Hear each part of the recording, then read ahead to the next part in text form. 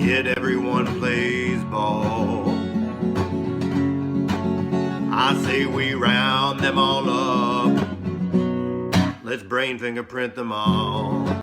Hello everybody, this is Erekose on Making a Murderer on YouTube. I cover the Stephen Avery and Brendan Dassey cases, but also as time passes I've been covering other cases such as the Staircase or OJ and many wrongful convictions of youth. I go over the documents, the photos, the videos, anything case related, so stay tuned because I have many more videos just like the one you're about to see. Hello folks, quite an interesting day. So I have prepared this video here for you today to watch. It's a video of very strange and interesting things regarding the Stephen Avery, Brendan Dassey cases, things that stand out.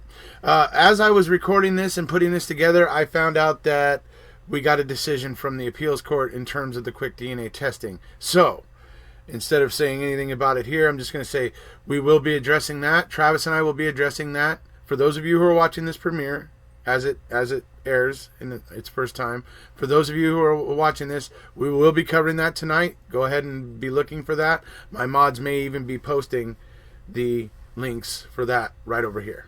So just a busy day folks. Wow. But I really want everybody to check this video out, share it around, show it to people who maybe aren't as up on the Avery Dassey cases, because this video really points out some of the things in this case that just cry out, look at me, look at how fishy I am, look how strange I am.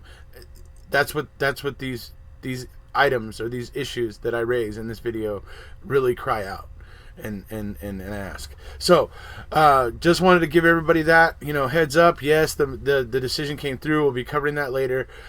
Please enjoy this video, which you should find very interesting.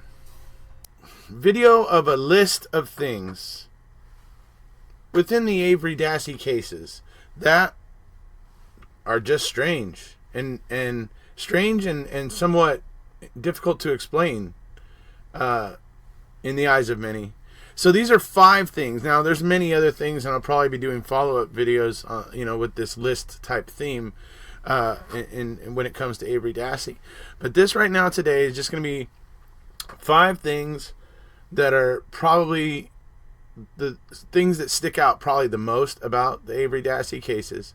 5 things about them that I'm putting together here in this short little video, just to bring them all together into one short video so that people can understand some of the issues with these cases in a very quick and understandable way. So what we're going to show you today is 5 different things about the Avery Dassey cases that are strange and we should all find interesting. So we're going to move into the first one right now, which is the fact that Stephen is reported to the FBI as a murder suspect, and I have the document here, as a murder suspect on November 3rd.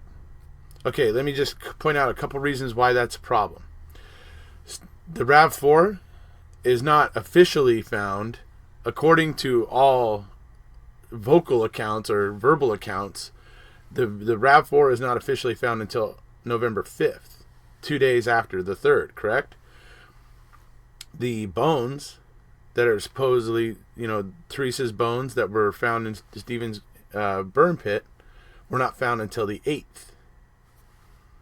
So it is more than just a little odd that we see the FBI that Stephen is being reported to the FBI as a murder suspect on the 3rd. And wait till you hear just how many minutes it was after Teresa Halbach's mother made the phone call to report her missing. It's not, minutes. How many minutes? Yeah. Some of you may remember or recognize the gentleman who's narrating this first document. Good friend of the channel, Mr. Sean Atwood. So, here we go.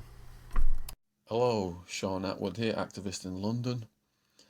On the screen is an FBI subject activity report showing Stephen Avery was accused of being involved in a homicide, i.e. he was a murder suspect, just 154 minutes after Teresa Halbach was reported missing. Her bones had not even been found. This has just recently been released. It's an FBI Uniform Crime Reporting Program National Incident-Based Reporting System Activity Report, released by the state of Wisconsin. It's campaigner Skip Top under Freedom of Information, showing Stephen was accused of homicide at 6:34 p.m. on the night of November 3rd, 2005, which means they started to frame him just 154 minutes after the police had opened a missing persons case. Now, I know that some of you who have never seen that before are right now just going, like, what? Huh? Right? Yeah.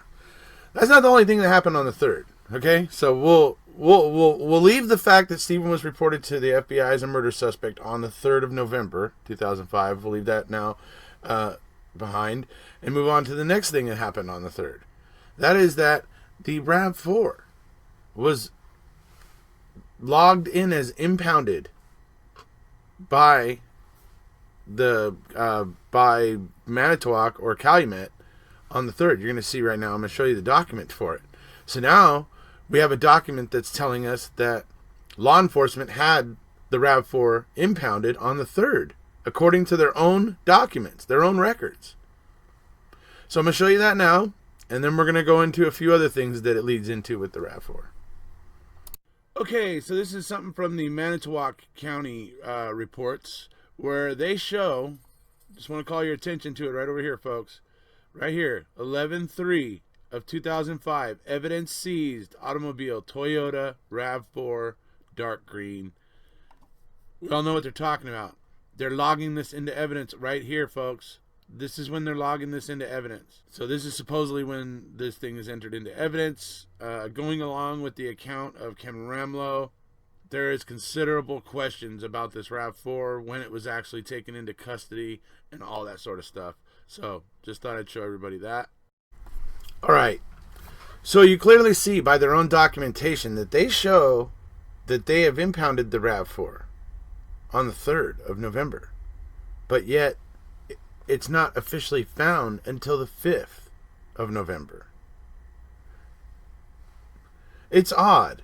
And this is why I call attention to it. But now we're going to go ahead and call further attention to the oddities about this. Because now we have another affidavit. An affidavit from somebody who was in the area that day in Mishicot. And gives a report of seeing the RAV4 and reporting it to a sheriff's deputy. Okay? We're going to just move into it right now so you can see and exactly what transpired. And you can see what I mean by it creates more and more doubt as to whether or not the Manitowoc County Sheriff's Department and or possibly Calumet knew about this RAV4 before the 5th. And that is a significant issue. So let's move into Kevin Ramlow's affidavit right now so he can explain to you what happened on the 4th of November at the Cenex gas station. Here we go. Affidavit of Kevin Ramlow. Let's see.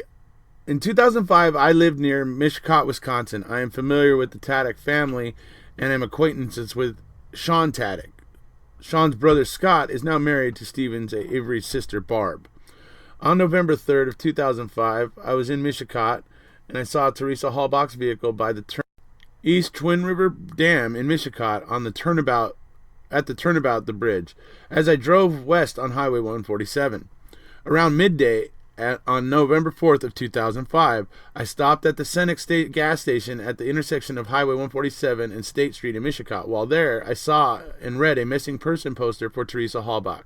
I remember that the poster had a picture of Teresa Hallbach and written description of Teresa Hallbach and the car she was driving.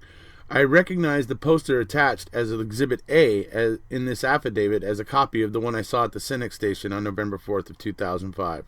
I recognized that the written description of the vehicle on the poster matched the car I saw at the turnabout by the dam. While I was at the Senex station, a Manitowoc County Sheriff's Department officer came into the station. I immediately told the officer that I had seen a car that matched the description of the car on the Teresa Halbach's missing person poster at the turnaround by the dam. In December of 2016, I was watching Making a Murderer. In this series, I recognized the officer who I had talked to at the Senex station on November 4th of 2005. A photograph of this officer is attached as Exhibit B in this affidavit. Having watched Making a Murderer, I know his name is Andrew Colburn. Okay, sticking with the RAV4 still a bit more, and how seemingly obvious it is that law enforcement had knowledge of it, where it was, and seemingly could have been impounding it prior to the 5th, when it was officially found. Okay, to give further kind of evidence to this, or to give further credence to this, I'm going to play the Colburn call, where he calls in the plates to dispatch on his phone. Did not on the radio, but on his phone. Okay?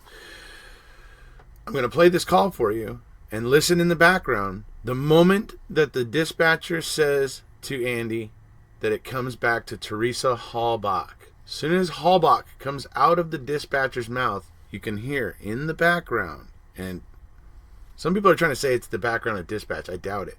I doubt it, seriously. Because somebody at dispatch, number one, would not say cars here. If somebody at dispatch would have said, oh, cars there. Like, that's the way that they would have spoke. Okay? Because they weren't actually on scene. Only somebody right there would say cars here. Okay, as soon as they had confirmation that that was the right, license plate and everything. I mean, literally, the moment she says Teresa Halbach, you hear somebody in the background. So you're gonna hear the audio clip here several times, and then it's even gonna be slowed down a couple times. And I leave it for everybody to make their own judgments here, but I believe this gives further credence to the fact that law enforcement / Andy Colburn knew where this RAV4 was and had contact with it prior to the 5th, where it was found at Avery Salvage. So I'm going to play that call for you now. Here we go.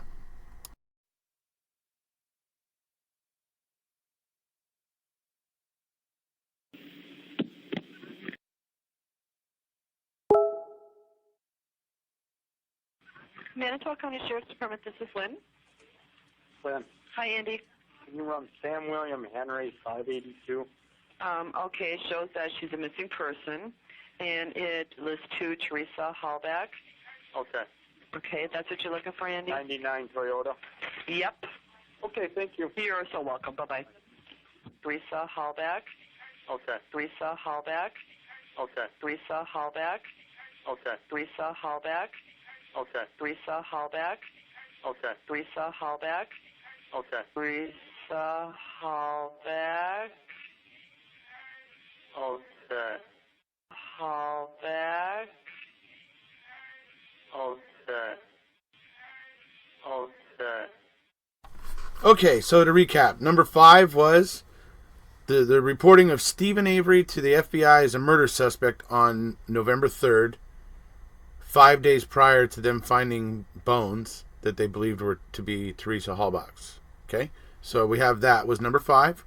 Number 4 is the impounding and the apparent obvious contact that law enforcement was having with the RAV4 prior to the official finding of it on the 5th. Okay, so that was number 4. The unofficial interactions with the RAV4 prior to its official finding on the 5th. Now, you may think, okay, now we're done with the RAV4. We won't be talking about that anymore. No, sorry. Number 3 is still about the RAV4. It's Ryan Hillegas telling investigators that the damage to the driver's front side, or the driver front blinker assembly, basically, that damage occurred prior to October 31st, that Teresa had claimed it on her insurance, and that she had gotten a lump sum but just had never fixed it. Now, this personally, when I first heard this account, I went, that doesn't sound like Teresa. That totally doesn't sound like Teresa. But maybe he's telling the truth. Maybe Ryan's telling the truth. So, but we find out in Zellner's investigations, Teresa made no such claim. There is no proof of any claim.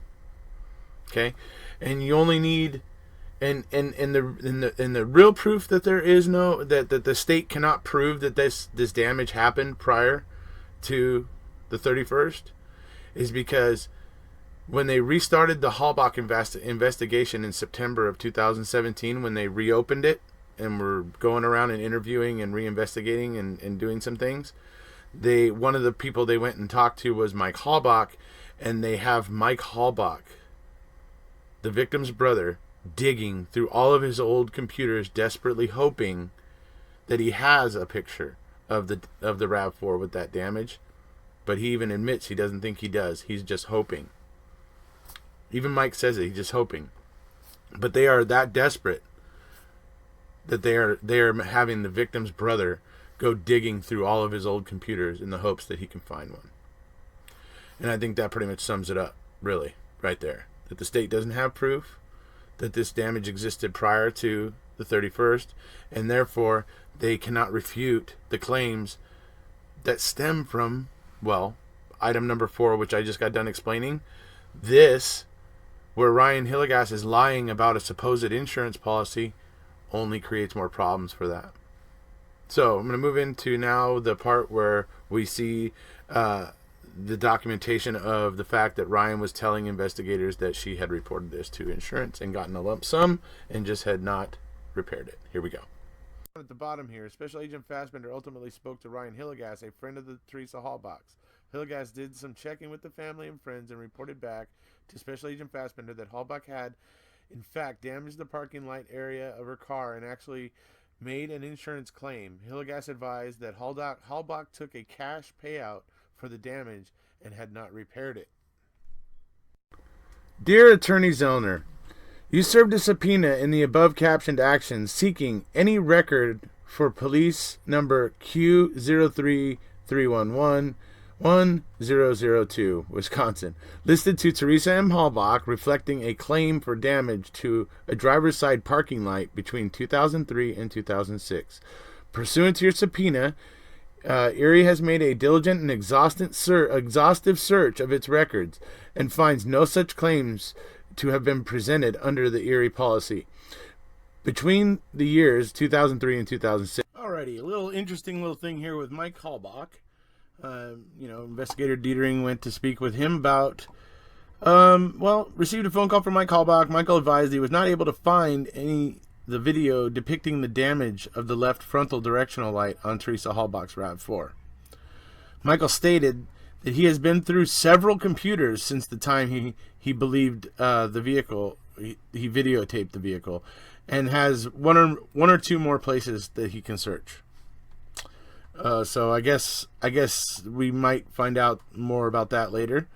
Michael advised that he did not have independent recollection as to whether the damage to Teresa's RAV4 existed, and he was actually hoping that the video would prove it was there. So, to me, what this comes down to is you hear people out there saying that, oh yeah, Teresa did file an insurance claim on it, but it wasn't with her insurance, it was with somebody else's.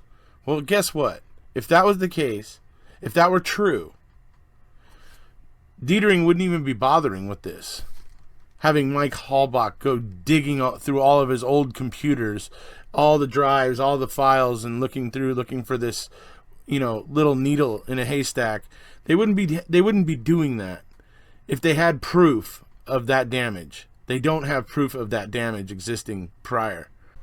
Okay, so those aren't the only things about the RAV4, but those two definitely have to make it into the initial top 5 here. So those are issues with the RAV4. It's obvious contact with, obvious that law enforcement was having contact with it prior to the 5th of when it was officially found.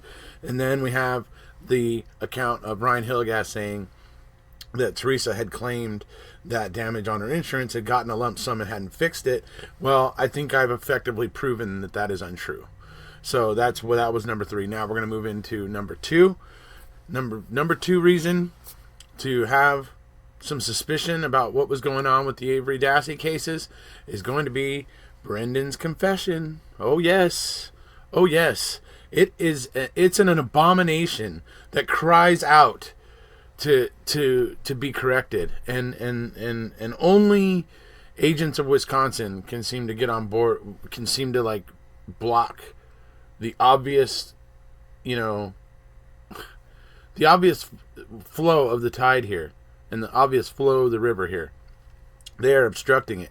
They will not admit that what they did to Brendan was wrong. And no matter how much of the world is jumping on board that train, they will not own it. They will continue to fight it. I've had an FBI agent on here, a retired FBI agent here on my channel, who tells us that what Fassbender and Uyghur did to Brendan is absolutely unconscionable. He doesn't know how they sleep at night after what they did. I mean, seriously. So we're gonna show you a little bit of Brendan's confession here, just to kind of illustrate that a little bit, and then we're gonna move into the big main number one for right now in this point in time. And that's to do with the quick DNA testing and the fact that the bones in question, well, at least most of them, may have already been given back to the hall box. So let's go into Brendan's confession here real quick, and then we'll move on to that. We know that Teresa had a tattoo on her stomach. Do you remember that?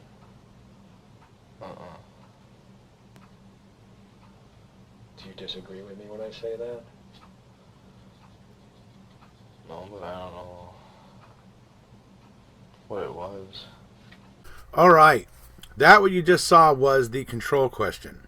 Okay, many people on my channel have heard me talk about this, but for those of you who are watching this video and don't really know about it, let me explain. The control question is something that Tom Fassbender and other agents of the state of Wisconsin bring up pretty much any time they're on an interview and they're talking to somebody about this case and stuff. And they bring it up and they say that it's proof that Brendan was resisting during the interrogation. Therefore, his confession is voluntary. And that's the way they present it. Now, you heard just what just happened there is Tom Fassbender says, we know Teresa had a tattoo on her stomach. Completely made up fact. It's absolutely untrue. Teresa did not have any such tattoo on her stomach. It's a made up fact because they're trying to test him. They're trying to test the veracity of his honesty, basically. So if he had answered it correctly, it would have given further credence to their assertions that Brendan was resisting him. But that's not the way it went down, unfortunately. So they ask him, Brendan says, and had they stopped right there, their control question would have been a success, because they would have made up a fact, Brendan would have denied it, that would have seemed like, that would have been something that seemed corroborating that Brendan was denying things that were fake, okay? So that's the whole point of the question, right? He first denies it and says, For some reason, that's not enough for Tom Fassbender. Maybe he doesn't like the answer, feels it's not quite concrete enough. I don't know, whatever it was, Tom Fassbender goes one step further, and he asks Brendan, do you disagree with me? Okay, pretty much immediately, Brendan goes, no, and then he stops to think, because he was so quick to spit out the no, because he did not want to be seen to be in disagreement with the investigators. This proves just exactly how malleable and suggestible Brendan is. That it does not prove that Brendan is resisting. This proves exactly the opposite of that. And how the agents of the state of Wisconsin go around continuing to say that this proves Brendan was resisting is mind-boggling. But what's even more mind-boggling than that is that the learned judges, supposedly learned judges, over at the majority, over at the en banc, at the 7th Circuit, they represented it the same way. They chose to say that clip was Brendan resisting. And I'm going to play it for you guys again one more time here. After I've talked about it here, I'm going to play it one more time for you guys so you can watch it again. Maybe even rewind it and watch it a couple times if you want. But I'm going to play it one more time here, and then we're going to move into the quick DNA testing and the possibility that the bones that Zellner wants to test may have already been given back to the hall box, and therefore it may be a moot point, because it would seem that the state, if they've given these bones back to the hall box already, that to me is pretty much a stipulation that they agree that those bones over in the Manitowoc gravel pit and stuff were Teresa's. So we'll get into that here in a second, but I'm gonna play the control question clip one more time for you, play another clip for you, and then we'll come on back. We know that Teresa had a tattoo on her stomach. Do you remember that?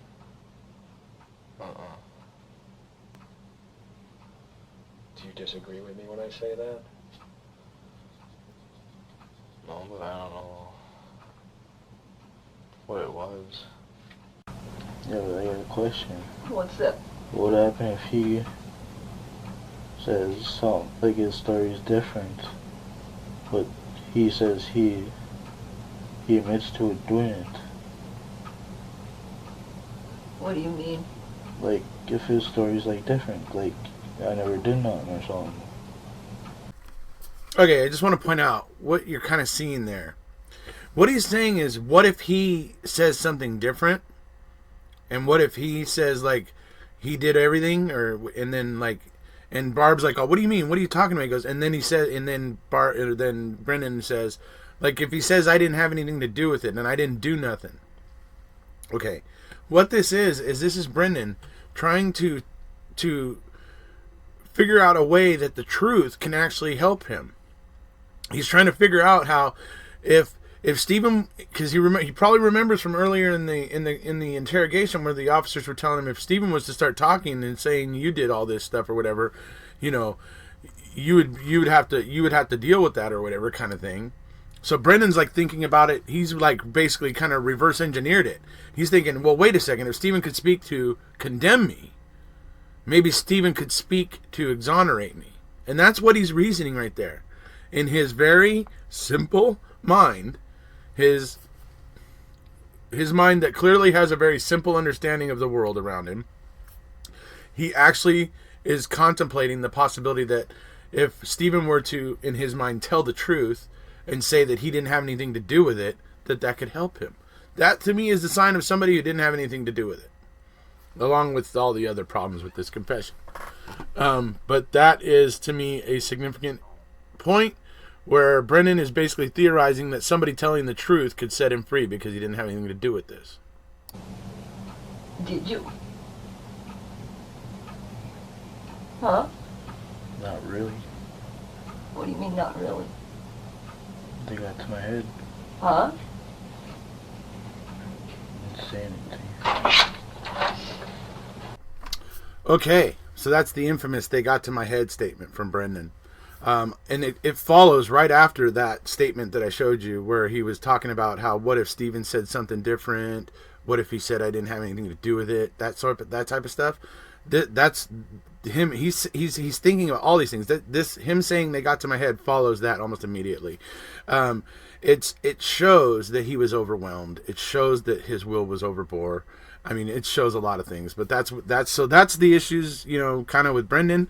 We're going to now move into the quick DNA testing that Zellner wanted to do on the bones that were found at the Manitowoc County gravel pit.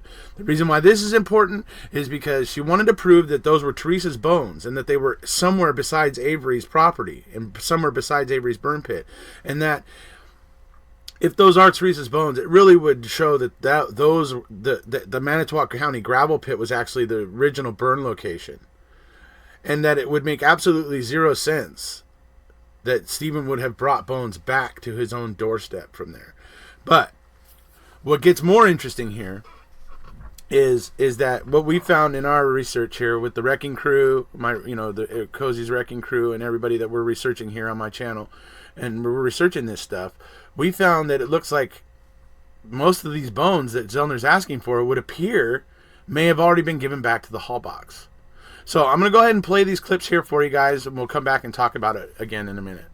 So then, we get into what Dr. Eisenberg had to testify to here in paragraph 2. So Dr. Leslie Eisenberg was unable to identify the bone fragments behind Mr. Avery's garage as anything other than those of an adult female, no older than between 30 to 35 years of age. Also identified human bones from the Dassey Yonda burn barrel, but she did not offer an opinion that the bones were female. Oh, interesting. On those particular bones, the burn barrel, on the Dassey burn barrel, right? Yeah. Right. So Then we got, let's see. Dr. Eisenberg testified that there was a possible human pelvic bone in the Manitowoc gravel pit. Dr. Eisenberg was never questioned about the two other bone piles with multiple human bones identified by her, which were present in the Manitowoc gravel pit. Do you happen to have that that map that shows? If you have it handy, great. If not, just keep going. But map. Okay, gotcha. Okay, no, this is good. All right, so you see that red dot? It's basically in a center of that pond. If you can move your cursor around that so everybody knows what we're talking about. Yeah. And then in the upper right-hand corner in this area, up to the upper right,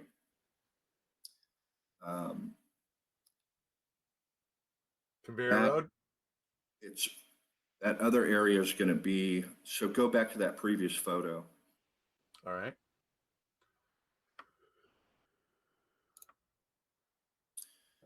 So, had a lot of help from a lot of your subscribers today over in the Google chats. And, yes, by the way, I want to say, by the way, that reminds me, I want to say something. A lot of people were working on this today, folks, to bring this to you guys. Travis, Allie, and some others. They were busy digging up all this stuff so that you guys could clearly see the point that we're trying to make here. So they did an excellent job. Everybody should give them a hand. Not that they'll be able to hear it from wherever you are, but they did a great job. So Julie, one of your faithful, prepared this particular document. So you can see this straight line between these two dots. Right. Now the county quarry, the county gravel pit, we'll just call it that. The county gravel pit has changed. So this Google photo, it didn't look like this at all when these events took place. But what we're trying to show here is that the pelvic bones were found in an area in that upper right-hand corner. So up here, at the white dot up here. Okay. Yes, sir. Yeah. And then down here below, there were two bone piles that were less than 50 yards apart. Right here and here, guys. Yep. There's two white dots there, just so you can make sure you see those. So half a football length apart, but this distance between the pelvic bones, suspected human pelvic bones, and these other two burn piles is over 400 meters. It's over a quarter of a mile away. Right. And so we'll come back to this, but Zellner has been tweeting all day today about the fact that the jury never heard about 3 bone piles during the trial. They only heard about one bone pile in that upper right-hand corner where the pelvic bones were. Oh. Okay. So we can go back now to the motion. Okay. So this is Dr. Eisenberg, the possible human pelvic bone in the Manitowoc County gravel pit. And Dr. Eisenberg was never questioned about the other two, the two that were down lower that I was pointing out to you guys that were really close together. She never was asked or said it or offered any kind of testimony on those, basically. And she points out what you have been saying for a long time, Erekose, is, and others. How could you be found guilty, not guilty of mutilation, but guilty of murder? Right. And so she's pointing out that for the court. So yeah, it's significant to me. That a lot of people have suspected that was the jury trying to send up a red flag because they felt helpless against these people, that the people in there that were just dead set on getting him guilty. Basically, a lot of people reasoned that the deal ended up getting made because they felt it would send up a red flag. It's a theory. Right. But it sounds like a pretty good theory, pretty good guess to me. So this next red box is she's anticipating a counter argument. So she says, regardless of the mutilation charge, the potential identification of her bones in the pit is relevant and material evidence on the issue of the location of the murder, the mutilation of the body, and the planting of evidence to frame him for murder. So she wants to make clear to the court that if someone made the counter argument, well, this is only relevant to mutilation or him chopping up the body and spreading it out over. She's saying, no, don't get drawn down that path. This evidence, if you let me test it, what I'm going to bring you is going to show you the location of the murder. Right. Right. So that's significant, because if the murder happened somewhere other than where the prosecution said it happened, that does what? It undermines confidence in the verdict. Perfect. Yep. So, according to the state, the murder allegedly occurred in Mr. Avery's garage and the mutilation in his burn pit. Yeah, very similar. Okay, so on December 6th of 2018, current post-conviction counsel contacted Dr. Selden on behalf of Mr. Avery for the review of photographs and laboratory reports. So there you go, folks. She found out about this on December 6th, or very close to December 6th, and December 6th is when she reached out to him. That's, I imagine, why this got so, right up to the deadline of her brief. Because this, I think she really just discovered this at the beginning of December, in my opinion. Let's see here. So we got forensic anthropology photos depicting bones, recovery from the quarry, piles south of Avery salvage. Okay. So. Yeah, and those photos were taken by Eisenberg, the forensic anthropologist. Those photos that she's referring to. Okay. All right. Each of the above listed items of evidence was recovered from the Manitowoc County gravel pit.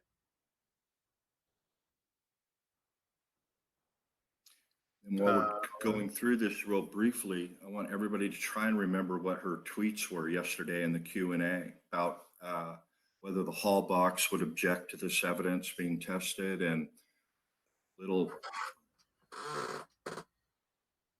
things she said, assuming the state still has the bones.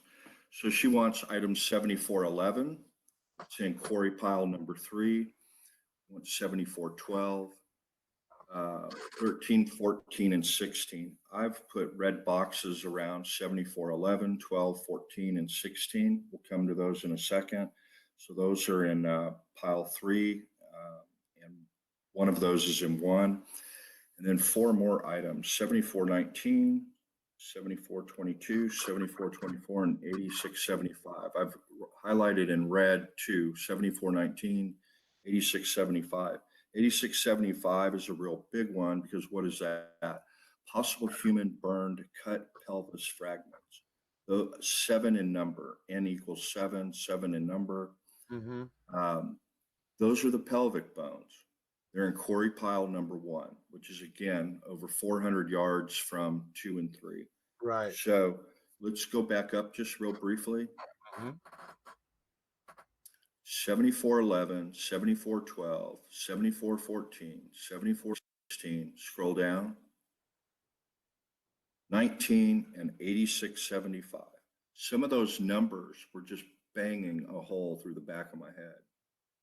And it was because I'd recently watched Allie's video on the bones that were returned to the Hallbach family. And it was also because I'd recently gone through Adrian's notes about queso. So let's go to queso in the excerpts. So that's a total of 9 sets of bones.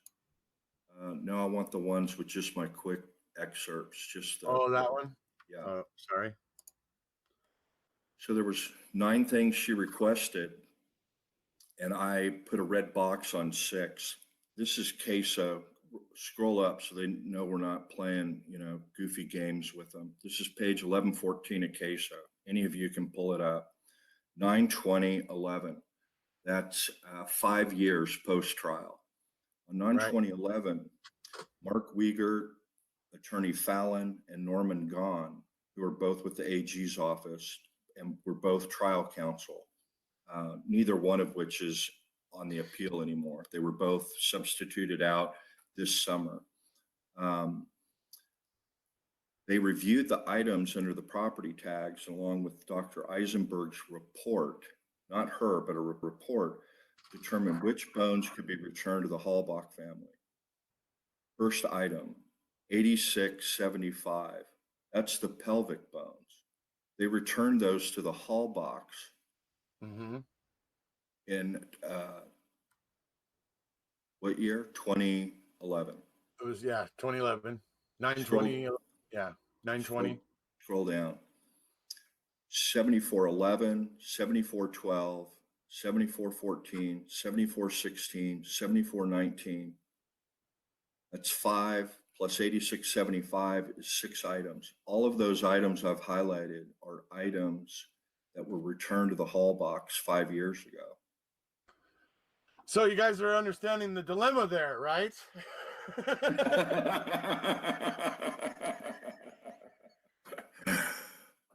Oh man.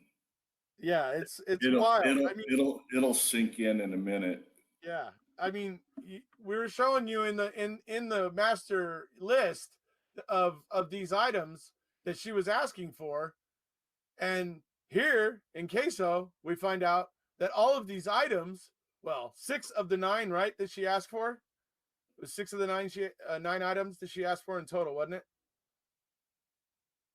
She asked for 9 items that her expert reviewed all of the pictures. Right. There's 9 sets of bones. They're not individual bones. Each one of those items could be a handful of bones. Groups of bones, right. But he said, I want 9. 6 of them, they don't even have. And what's really interesting is that the AG's office would have been talking to Catherine Zellner in 2017 about letting her microscopically test the pelvic bones. And they kept delaying. And then Judge Angie decided that motion out of the blue. Yeah. They didn't have the pelvic bones to test. Right. So that's going to create a problem, obviously, because. Well, Linda Kay, that is a possibility.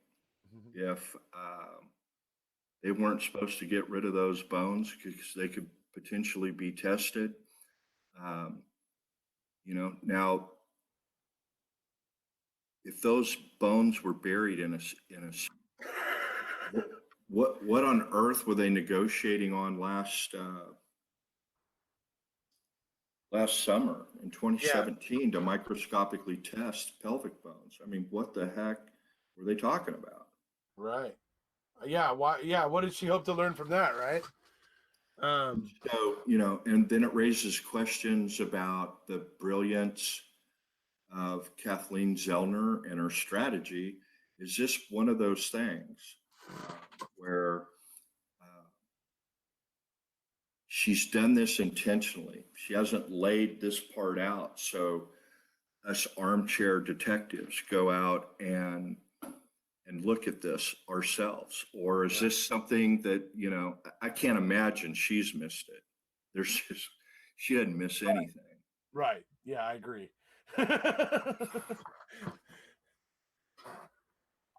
So let's see here.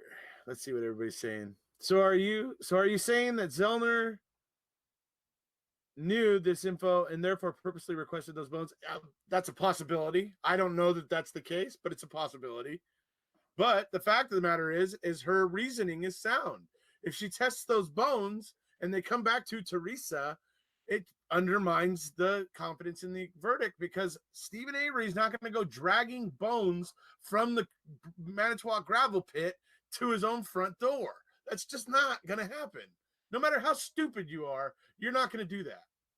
I'll tell you what, isn't it kind of interesting that she was in negotiations with Fallon and Gahn and all that stuff to get obviously these bones, to do a microscopic examination on them? Not sure what that would have yielded, but she was asking for them to do that. But we also know that she was asking for the skull fragments. Okay. And I'm wondering what happened here. I mean, obviously there's no mention of the skull fragments here, but she wanted to get those too. back then, and they were about to agree to it when suddenly Judge Angie drops the hammer and just kills everything basically, so that now that deal that Zellner was making with the state and Fallon and Gahn and whatever disappeared, faded away. Okay, so that is basically some excerpts from the video that I did about Zellner's motion for the quick DNA testing. As I explained before, the idea was to prove definitively that the bones found in the Manitowoc County gravel pit were Teresa's, and therefore that would indicate that the original burn site was not Avery's burn pit but elsewhere, and that therefore it would be ridiculous to think that Stephen Avery would have brought bones from the original burn site back to his own front doorstep. But in the process of going through Zellner's motion for the quick DNA testing, we realized that in Queso, a lot of the bones that she was referring to, a lot of the groups of bones that she was referring to that had possible human bone in them that she wanted to test, that bones had been taken from those groups and given back to the Hall box already in 2011. So that's what made this whole thing interesting. So it raises the question of, did they already give these bones back to the Hall box? If they did, it basically seems to me like basically it's a stipulation that the state, I think by that act, stipulates that the bones are Teresa's, and therefore, the testing on the bones that have been given back, if they have been, wouldn't I would think be moot and unnecessary. But it appears that there's 3 groups of bones that they didn't give the Hall box bones. They didn't give the Hall box any bones from those. So potentially the bones that she wanted from those groups would still be there for her to test. So it's interesting stuff. Obviously, we're going to be finding out more. I know tonight we're going to be covering the state's response to her motion for quick DNA testing. So that's going to be coming a little later after this, folks. So be staying tuned for that. And then for those of you, the faithful who are still here at the end of the video watching, I have one more bonus segment, one more little thing to add in, and that is the magic bullet. The magic bullet is absolutely freaking ridiculous. It's one of the things, another one of the things in this case that cries out, just this is a sham. And so before I show you this, I want to give you the little backstory. The way that the timeline goes is that supposedly, according to the prosecution, that on the 31st, Stephen shoots Teresa with the .22 rifle or whatever in the garage there. Okay, that means that the bullet item, FL, the bullet, the slug, that was under the compressor, would be there on October 31st. We know that when they took over the Avery salvage yard, after on the 5th or 6th or whatever and stuff, we know that they eventually found a crack in Stephen's garage, and they jackhammered that crack. They jackhammered that crack, and that just created a bunch of dust, huge amount of dust everywhere. It got, and then anybody that has any kind of experience with concrete dust knows that it's that it gets everywhere. Anyway, so that's what I'm going to be showing you right now is this bullet. You're going to clearly see, and it even has like a bowl shape on top. It's concaved, right? So it has like a bowl shape that would certainly have caught dust and stuff like that. What's more is that this little piece of lead and copper is sitting on top of the concrete dust, and if it had been there truly, and the concrete dust had fallen around it, it would be like buried by the concrete dust mostly. It would not be sitting on top of the veins of concrete dust. So these are the issues I have. Wanted to go ahead and show you guys one last bonus item here, and that is the bullet. And you go ahead and look at this picture right now and just think about the things I was just explaining, and make your own judgment for yourself whether or not, hopefully those of you who have experience with concrete dust and know what it's like when you break up concrete, you're going to know exactly what I'm talking about right here. It's just going to jump right out at you. So here we go. All right, so folks, this is the magic bullet. I bring this up because I have serious issues with this. And those people out there that are like in construction who have worked with concrete or breaking up concrete before are going to know exactly what I'm talking about. They're going to know exactly what I'm talking about. You see this, all this concrete dust you're seeing all over around this thing? Look, all this stuff here, all of that over there, all this stuff here, all this stuff you see going underneath the bullet here. That's all concrete dust, okay? All concrete dust. This concrete dust got there when they were jackhammering the crack in the garage because they were sure that they were going to find signs of Teresa in that crack or blood, something. They didn't. But they jackhammered that crack. Do you see what's interesting here? Do you notice that this bullet that's supposedly supposed to have been there since the 31st is sitting on top of the concrete dust? Okay, the bullet would have been there before the concrete dust. So how is it that this bullet has zero concrete dust and is sitting on top of the veins of concrete dust? This is the question that you have to ask yourself, because if that bullet were there when when that crack were being jackhammered, it would also be covered with dust. And you can even see on top, it's kind of bowl-shaped. It's kind of concave, like bowl-shaped. There would undoubtedly be some concrete dust and stuff in that concave shape on the top of the bullet there. So this is another one of the main issues with the Avery and Dassey cases.